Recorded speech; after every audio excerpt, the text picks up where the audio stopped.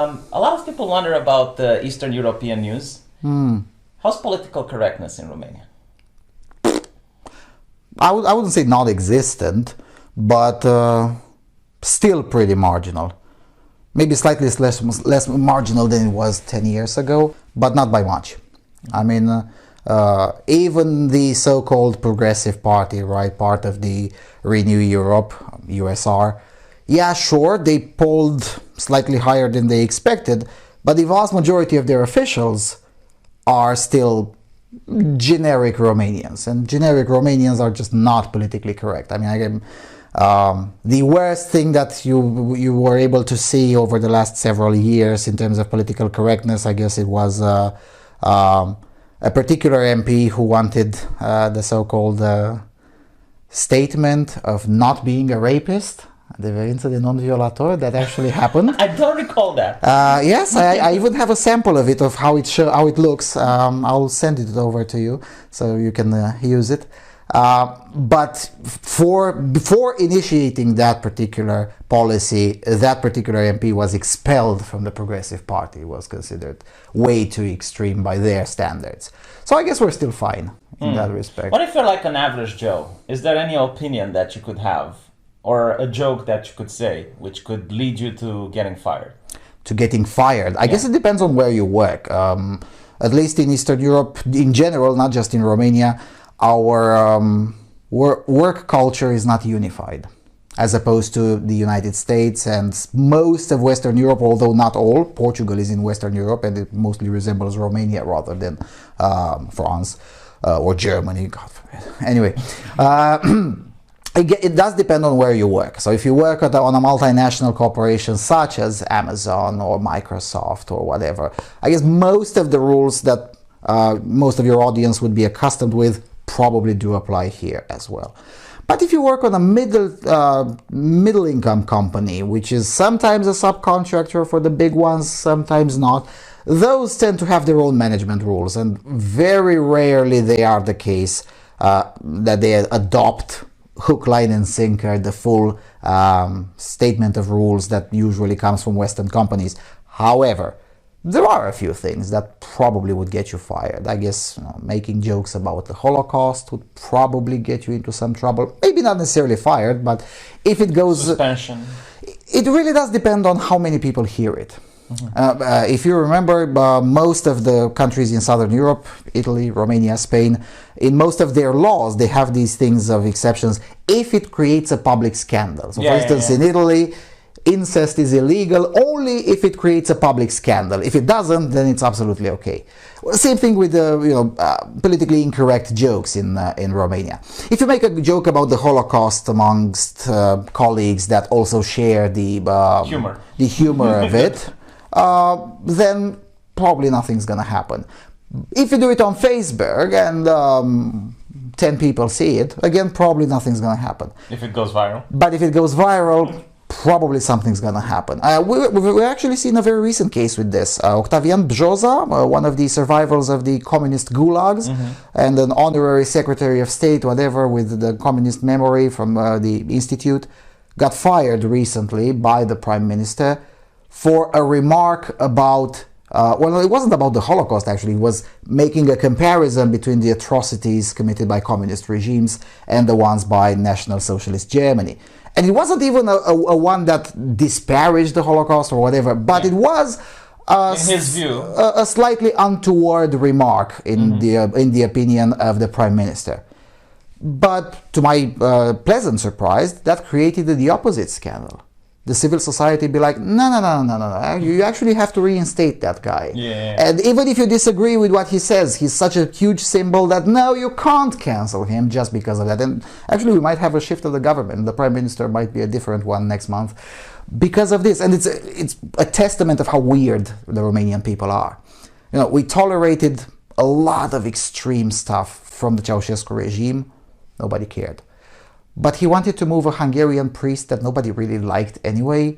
Oh no, that's terrible. So we created a big igloo and changed the regime, starting from a marginal priest that nobody cared about. Same thing here. This government has gone through extremist nonsense under the excuse of the pandemic. Nobody really cared. I mean, there were a couple of Roma ethnicity people that that just didn't care about the rules at all. yeah, and the police cracked really hard on them. Like there were some very nasty videos on Facebook. I guess that would be one case of legit institutional racism in this country. Yes. No, I mean I saw the video. For those of you who don't know, like the cops already tied them up. Like they were legitimately like already immobilized. The Bolintiro case. Yeah, and then a cop with the baton, as the guy is being tied up, starts like slamming the baton into him and says like, "Oh, this is what you get," and stuff like that. And the guy is screaming on camera. Like that is a legit case of most of the police officers there were fired, but again because it created a public scandal. Same thing. It's this kind of mentality that is institutionalized, especially in this country. If it creates a public scandal, that's why propaganda is so important in this country, because you can manufacture a scandal if you know what you're doing and you have the proper tools.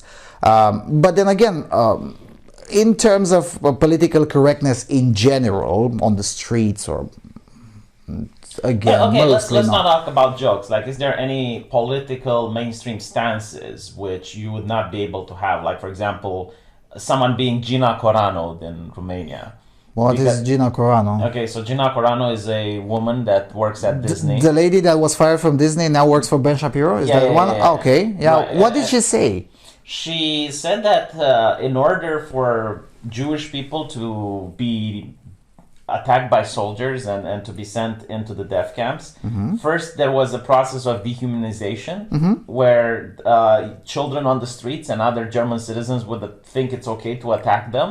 And by creating this mindset, by dehumanizing people, it leads to atrocities.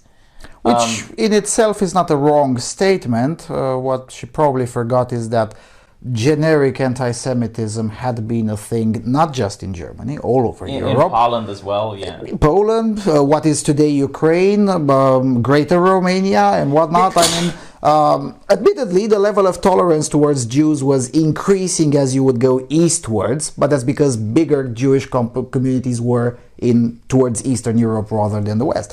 But still, generic anti-Semitism had been a thing in Europe for at least several hundreds of years before that. No, but she was fired because they considered that she's comparing Trump supporters with the Jewish population. Which she probably did. Okay, that's not a particularly great comparison. But another actor... But so what? Another actor, same show, said that Trump supporters are Nazis.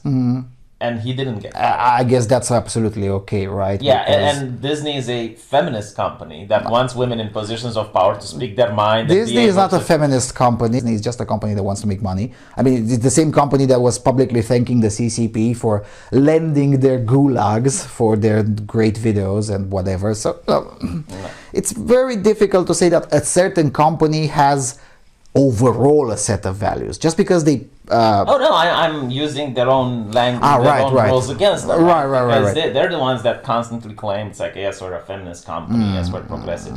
Where for diversity, and then they have their posters with Black Panther, they cover the face of the actor when is the Chinese poster, or they have their poster with Star Wars and they minimize the black actor when is the Chinese poster. Yes. Well, they're adapting to the market. I mean, militant anti-black racism in China is a mainstream position. Is it? Is it? Yes. I mean, look it up. There is a commercial on YouTube that keeps on getting deleted. I don't remember the name of it, but I have it saved on the hard drive because I don't trust YouTube to keep something funny online. Where it's a commercial at a detergent or something. And they basically say that it can make you very clean, and they put in a black actor inside the washing machine, and it was banned, and out it comes a very squeaky clean Han Chinese man, right? So that's as racist as it can possibly come. And that commercial, yes, was banned on YouTube, but it ran its course in China. Yeah, a commercial can't exist in China without the approval of the CCP. Right. So again, militant anti-black racism is very common in China.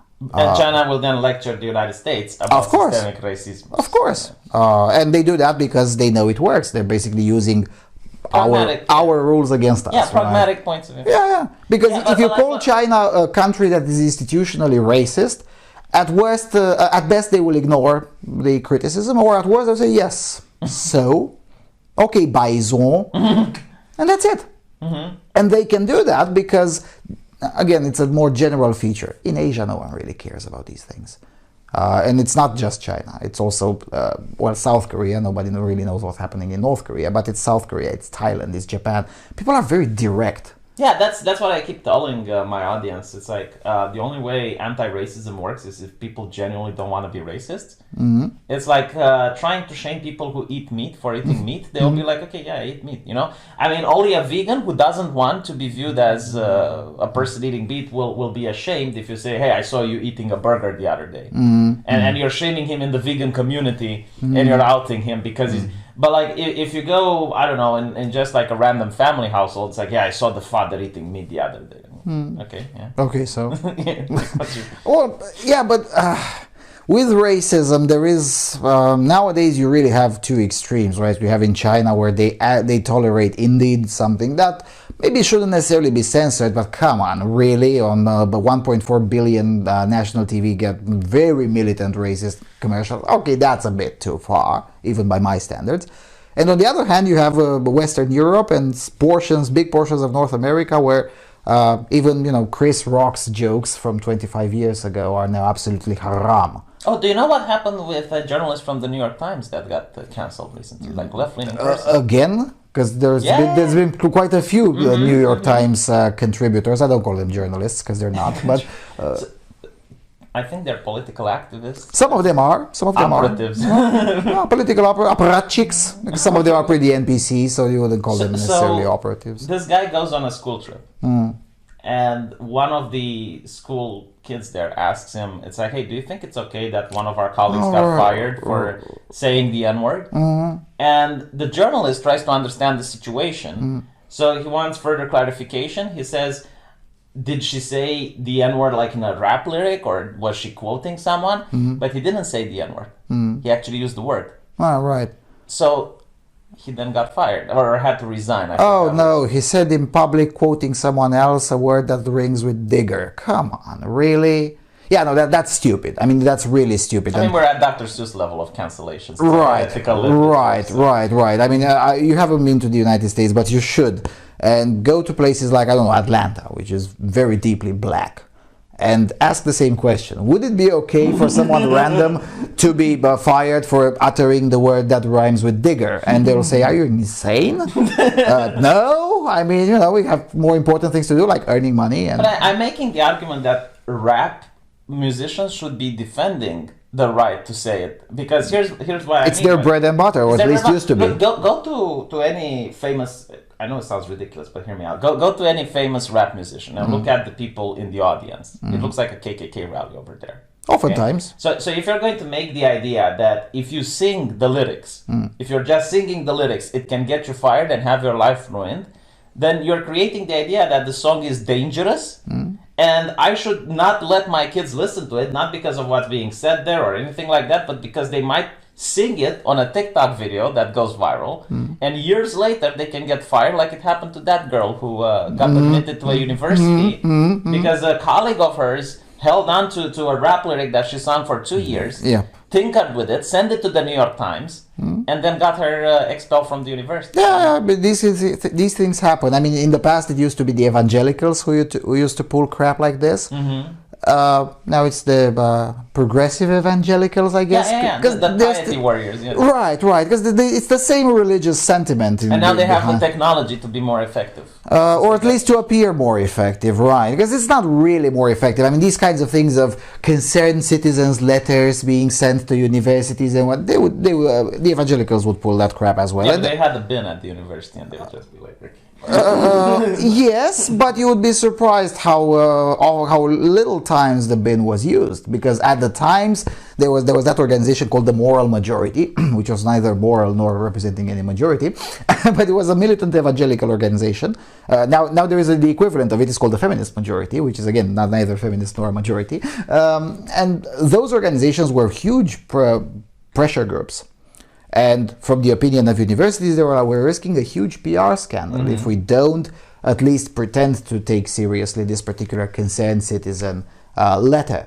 And some kids would... To go back to Romania, we don't have this here, do we? Yes, we don't, but then again, admission to universities in Romania is very different from the United States. No, but like even job or anything, like this is why I try to explain like the idea of cancel culture, right? It's a culture. Like if I read a book about some drunk in a medieval time who goes to a bar and acts in a disparaging manner there, you wouldn't even think about, what should happen? They should go to the place where he's got the apprenticeship and talk to the blacksmith to cut his apprenticeship program because he acted like an asshole in the pub and is tarnishing the image of the blacksmith. Like, you wouldn't even come to the conclusion that this is something that would happen. Right. And, very few people would even consider that possible. And of those who would consider it possible, half of them would change their mind immediately because they were like, what if I go to the blacksmith and I get beat up for merely suggesting something so idiotic in public? So that's why it's a culture. It is. And I don't think cancel is the right word. I think persecution is the correct word. It's a culture of persecution. If you have wrong opinions or... and it's not that people are offended. Like I noticed in companies, especially at Marvel and DC, let's say you have a talentless hack that wants to climb the ladder. It's a lot more difficult to be more creative than the person on top than it is to be fake offended. Yeah, to fake offense, claim you're the victim, and then have HR fire that person because now there's this position that you can fill. Yeah, but it's obvious that a lot of individuals are using the so-called cancel culture, whether you call it like that or not, cynically to advance themselves. And again, that's one of the things that I really did adopt from the Chinese culture is the word baizuo, because almost all of them are middle-class, left-wing, cathedral, white pricks. It's very rarely the case you would see someone that really comes from a disadvantaged group that claims offense. Why? Because people coming from disadvantaged groups have more pressing concerns, getting a better job, advancing themselves, starting a family, saving up something, or get rid of debt in the case of younger ones. So they always have more pressing concerns. Whereas middle-class, left-wing pricks, baizuo, they don't. And you're right, some of them are not even talented to advance themselves. Yeah, if they were talented, they wouldn't be baizuo. Right. No, that's true. It's very rarely the case. There are some talented baizuo, but very few of them. I'm thinking, I don't know, let's see, a talented baizuo. I guess Eminem is pretty talented, and he's also a baizuo. But he kind of he's more recent baizuo. When he was at his prime, he was relying on his talent. Eminem was making jokes about his mother, about killing his mother. About killing his mother, gay bashing, all of that. Like these are the baizu that push the ladder up out from other people. Like they use edgy stuff in order to go to the top. And then they push the ladder down so no one can be at the top. Yeah, I mean, I don't remember what the name of the song was. I think it was Without Me. That was a terrible and very... Shocking, I guess, a personal indictment of George W. Bush. It was nothing about policy. It was a personally despised George W. Bush, which of course he's right. But then again, if you were to make a similar song about Joe Biden, that would be absolutely haram on Twitter, wouldn't it? Or, I don't know. I think like they would let it. They want to. I think the social media companies want to maintain the image that somehow normal people go there. Like what you get on Twitter is the actual pulse of the public, or at the very least a decent representation of it. Yeah, it's not obviously. I mean, if you misgender someone, you can't be on Twitter, so we can't hear anything from the population that misgenders. And, just go on the street and ask random people, hey... is this a woman or a man? And show just a picture of a random transgender. just ask someone like, do you think men can have uteruses, right? And on Twitter, J.K. Rowling, very progressive woman, right? She said that, no. Probably not. And there was, I think, a lawyer from the ACLU or the ADL, I forgot which one, I think the ACLU. And the lawyer said that she is guilty of inciting to genocide or something like that. Jesus Christ, man. But I'm thinking like the more outrageous the claim is, the more easy to out the people that are against their ideology. Right. I mean, the ACLU is the same institution that in 1960 or 61 militantly defended the American Nazi Party to have a huge Nazi parade in Skokie, Illinois, which at the time was the most Jewish locality in the United States. That's the ACLU, and now ACLU can't take a joke from J.K. Rowling. It's not even a joke, or whatever, it's her belief, or a belief, or a remark, or whatever. Like she's not trying to become a politician or influence legislation. It's just like her personal belief. She doesn't have to. I mean, she can buy politicians. She's wealthy enough. Probably, but I don't think J.K. Rowling is the type to probably buy she doesn't care. Though. Yeah, it's just like it's very bizarre because if the person legitimately believes, like that's what's in their mind, now they have to lie. They have to pretend that they don't believe that because otherwise they get the job. Yeah, the more you partake in the lie, the more you create cognitive dissonance, and you create mental problems, mental health issues, and eventually it just goes boom, which creates another revolving situation, maybe a cultural revolution, since we're... Didn't we have this in our country? It was called open secrets. Open secrets, right. Yes, like you weren't allowed to say it in public, but everyone knew that everyone knew that everyone knows. Well, that's the thing. It wasn't yet the everyone knew that. I mean, every family knew, but every family did not know that the other family also knows, right? Because give an example of an open secret that... The fact that the harvest announced in the Scantea paper, the Spark, yes, right, were either entirely nonsense or mostly nonsense, right? That was the kind of open secret that indeed everyone knew that everyone knew that everyone knew, because everyone was like, hold on, we can do the math. What's the surface of our country? How much did you harvest? Guys, you're harvesting in Bulgaria. I mean, which they don't make any sense whatsoever. This is the kind of thing, but it was more obvious in the 80s with the Spark.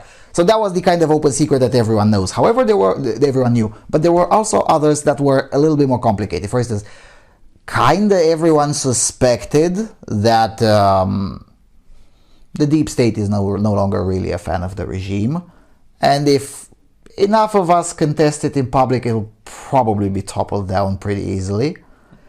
And a lot of families suspected that, but they were afraid to talk to each other, and realized that. And as a result, it took several years until in psychology of the masses, it's called the public square effect. The public square effect is this one. Everyone knows that everyone knows that everyone knows. Well, everyone knows that something is true, but they don't know that the other family also knows that it's true, because it was those things. And they can't talk about it in public. They can't talk about it in public, and sometimes not even in private. If you remember, I don't know if you were old enough to have heard this proverb, the walls have ears. Oh yeah, but they did have ears, because they were very Sometimes thin. they did. Sometimes they did. But no, now in retrospect, when we can study the Securitate archives, unlike the Stasi in the DDR, in the East Germany, which they actually did, they were able to follow almost everyone. Really? Yes, just like in Albania, where like 98% of the population was at least once under a surveillance warrant of the Siguini. Jesus. That's Albania for you. But in Romania, it wasn't really like that. Yeah, but people thought it's like that, so right. It's the same thing, right? Right. I mean, if you look at those communist buildings, those apartments, one of my best videos on my channel is showing one of these apartments. The walls were literally thin. Now, I don't know if they were thin because they were trying to skim out on materials, or is it because they legitimately wanted you to hear the neighbor, because it creates the psychological effect. Because, like, what if the neighbor is actually listening in, and then is going to rat me out? As always, the easiest, kind of like Occam's razor, the one that requires the least amount of miracles is the correct, or closer to the truth. I mean, both can be, because, like, if you think from a social perspective, it's like, right. Okay, put as many people as you can into a small space, and then they will not talk about it in their home because they hear the conversations from their neighbors, and they will think that, well, if I can hear it, the neighbor can hear me. Right, that's somewhat true, but again, we're talking about an apparatus of hundreds of thousands and even millions of people. And as I'm sure you know, the communist regime, just like any socialist regime, they were pretty incompetent. So you're crediting them with a lot of competence that they themselves knew that they don't have. Oftentimes it was just petty corruption, skimming on the materials. It was a benefit, the effect of it was quite beneficial for the regime, but it wasn't necessarily planned beforehand. And again, now we can access the archives and we know that most of these things were not planned. Of course, the regime took advantage of the situation created, but it wasn't necessarily planned. Yeah, I mean, there were cases where neighbors would actually hear conversations from the other room, and they would... There were those ventilation holes in the corner of the kitchens in particular, which also worked kind of like as a local telephone, right? And yeah, some of the neighbors were a little bit more curious about what you were doing, so they would listen on those and sometimes rat you into the security. Yeah, I noticed with COVID that they had like this, how do they say, government plan in some countries to have like a information hotline to rat on your neighbor. There is one in Romania too. How did it work? Like, did they use it? It was put in place for the public to use, but for some reason I've sent already 2 FOIA requests to the institution. And the first one they ignored it, and the second one they asked me to agree to postpone the time for response because it takes too much time to respond. And there is indeed in the FOIA Act, there is an exception that says that if it takes too much, you are required to wait for 90 days instead of 30. They're basically stalling.